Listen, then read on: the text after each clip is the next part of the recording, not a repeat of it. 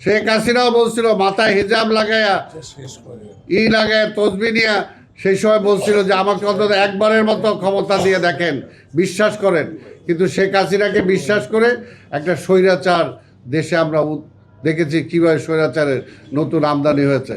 দেখা যায় আরেকটা যারা তাদেরকে বিশ্বাস করতে বলে অতীতের তাদের কর্মকাণ্ডের কারণে তাদেরকেও বিশ্বাস করা যায় না, তারাও সেই স্বৈরাচারে রূপান্তরিত হবে।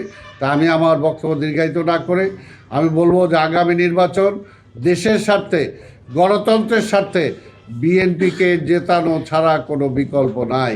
তাই সেই কারণেই ধানের শীষে ভোট দিয়ে আগামী নির্বাচন যাতে বিএনপি রাষ্ট্র ক্ষমতায় যে আজকে রাষ্ট্রকে সঠিক একটা দিক নির্দেশনা দিতে পারে, সেটার জন্য আপনারা মাঠে ময়দানে সব জায়গায় কাজ করতে হবে, জনগণকে বলতে হবে এবং সঠিক কথাটাই বলতে হবে যে কী কারণে তারা বিএনপিকে ভোট দিবে।